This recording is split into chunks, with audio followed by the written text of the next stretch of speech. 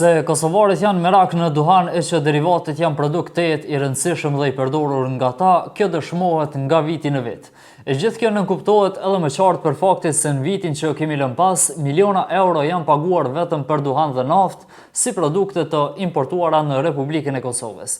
Më 2025 qytetarët e Kosovës kanë shpenzuar qindra miliona euro për produkte që dëmtojnë drejt për drejt shëndetin dhe rëndojnë xhepin e tyre, duhanin dhe derivatet e naftës.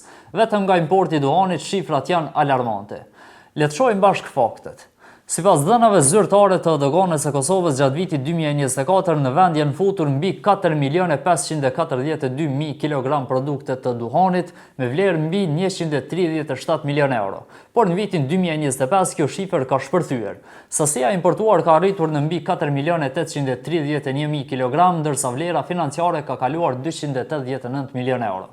Gati 2 fish më shumë se një vit më parë. Kjo do të thotë një gjë të qartë, më shumë duhan në treg e më shumë konsum dhe rrezik më i madh për shëndetin e qytetarëve.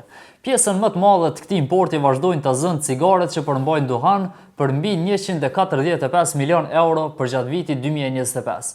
Por shqetësuese mbetet edhe rritja shpejtë e cigareve elektronike apo një përdorimshme dhe pajisjeve të tyre, produkte që po përhapen gjithnjë më shumë e sidomos tek të rinjt. Ekspertët e shëndetit publik paralajmërojnë se çdo rritje importi të duhanit sot do të thotë kosto shumë më e madhe nesër për sistemin shëndetësor, derisa për trajtimin e sëmundjeve që shkakton nikotina natyrisht se merr kohë më shumë. Ndërkohë që shteti mbledh miliona nga doganat, në anën tjetër institucionet shëndetësore kërkojnë masa më të ashpra si kontrolle më të forta, fushata vëdësuese dhe mbrojtje reale sidomos për të rinjt e vendit tonë.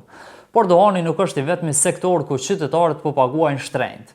Edhe importi i derivateve të naftës ka shënuar rritje të ndjeshme gjatë vitit 2025. Vetëm në periudhën janar-shtator 2025, importi i naftës ka arritur vlerën në mbi 640 milion euro, që është 47 milion euro më shumë në të njëjtën periudhë të vitit 2024. Rritja ka pasur edhe tek benzina, e cila ka kaluar shifrën e 72 milion eurove. Sipas kryetarit të shoqatës së naftetarëve të Kosovës Fadil Berjanit, kjo rritje lidhet me disa faktorë si rritja e konsumit, çmimet në treg ndërkombëtar e po ashtu edhe rritja e aktivitetit ekonomik dhe e transportit në vend. Një ndikim të madh ka pasur edhe pasiguria në furnizim me energji elektrike që ka detyruar qytetarët dhe bizneset të mbështeten më shumë në derivatet e naftës. Por për qytetarët shifrat zyrtare nuk ndryshojnë realitetin e përditshëm.